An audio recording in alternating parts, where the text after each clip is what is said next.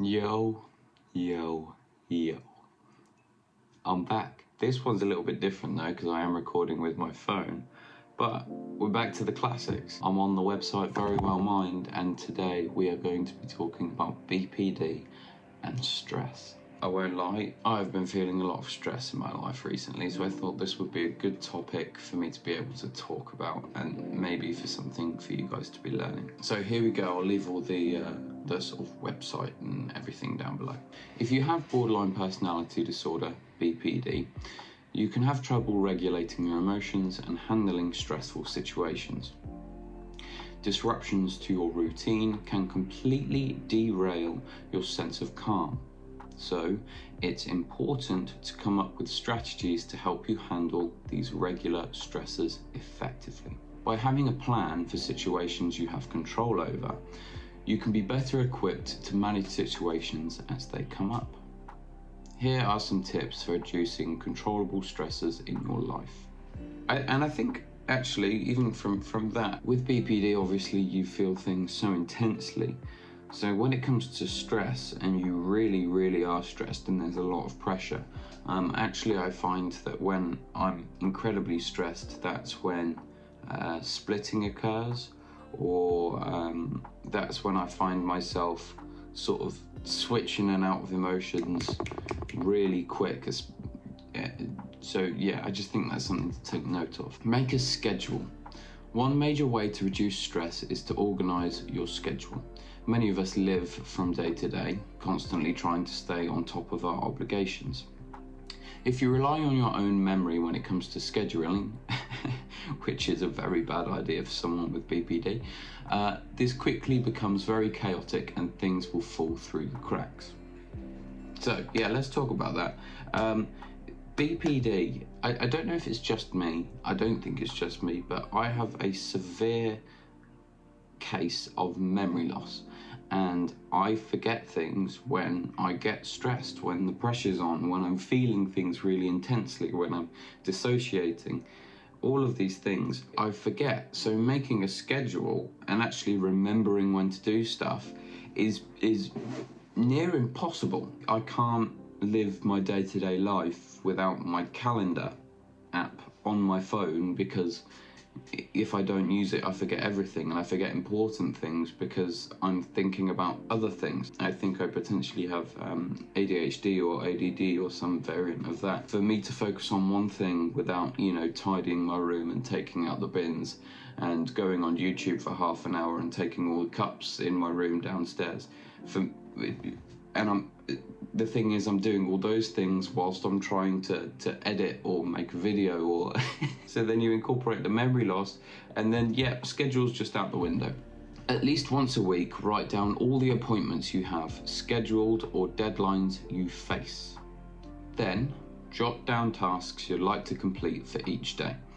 Admittedly, I don't do this, but I think this is actually a good idea. I think this is something that I could get on board with. I have little sticky notes. Carry the calendar with you so you can write down new tasks or obligations as they come up. Each morning, review the day and make sure you know what to expect. This will help minimize surprise and unnecessary stress. And actually making a schedule for yourself, I find that I get bored very easily, and that's because I'm not doing anything. So if I had scheduled something to do within the day, then I wouldn't have a chance to feel bored. And often when I'm bored, I get caught in my own head. So then there's a sort of negative progression there that I'd like to avoid. So yeah, I think scheduling and creating routine is really helpful for stress, especially then you know how much you need to do to get the job done. Get organised. When coping with BPD, even small hassles at home can make you feel worse. One step you can take is to clean and organise your living space. Admittedly, I need to do that right now.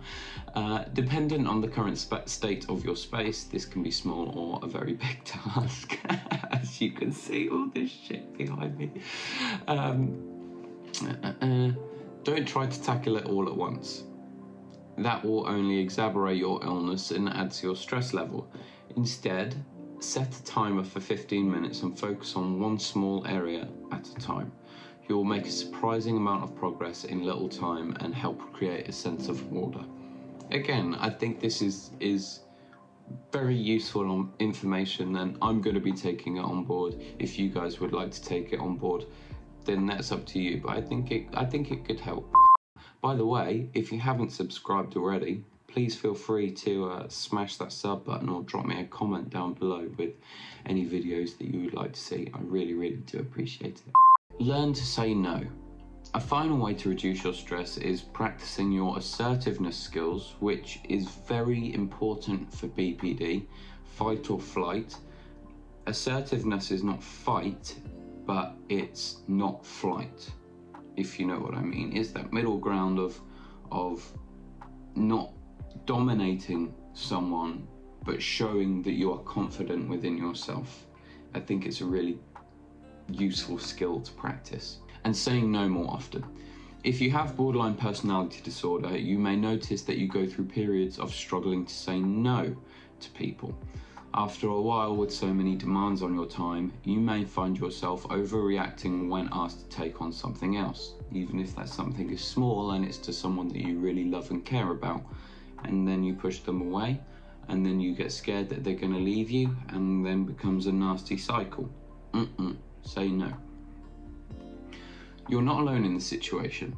People with BPD are prone to get stuck in non-assertive communication traps that promote this back and forth cycle. That's interesting, that is literally what I was just talking about. When you are saying yes to every request, you are setting yourself up for resentment, frustration, and more stress. Practice saying no to small requests. For example, if someone asks you to run an errand for them, try saying, "I'm sorry, I'm just swamped right now, I'll have to pass this time."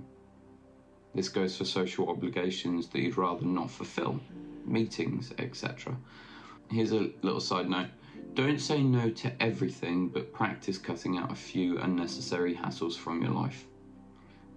Just tasks that you really don't want to do because you are doing something else and you're focused on something else, or even if you're not and you're having a bit of time to yourself that you rarely get, and someone asks you to do something, you are allowed to say no. That is your human right. The practice of saying no will become handy when big stresses come up.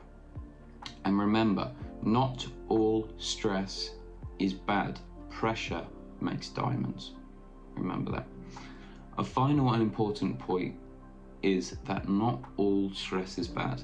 In fact, we need some stress in our lives to keep us happy and engaged and motivated, or unmotivated, but then motivated to do something differently or better. So don't let this advice push you too far to the opposite extreme. Don't attempt to reduce stress to the point of isolation and boredom. Just practice reducing daily hassles and finding more balance in order to manage BPD. Yeah, so I agree with all of that. I think my personal ways of regulating stress is just to crack on with things that I know that I have to do. I'm a big procrastinator, or attempt to procrastinate, but even when I do, I'll always come back to doing my job at the end of the day. I'm going to take note with the sort of scheduling and sort of having a set list of things that I have to do in the day, and at what point I can stop and then enjoy myself. I think that would really help me, and if it helps you, that is absolutely incredible. But stress is a big one with BPD. Like I said, I feel like stress initiates other emotions within BPD, like anger or fear of abandonment or sadness or jealousy. I don't know, all of these things with stress there as well, it elaborates upon those feelings. And I think what I've found most useful for myself at the moment, when I get incredibly stressed, which admittedly I am incredibly stressed, but what I find for myself and something that has always made me happy is exercise. And even when I don't even necessarily want to do that, and my body is kind of saying, no, you don't want to do that, you know, your back hurts, you've been sat for 6 hours at a desk, you want to lie down, not go to the gym.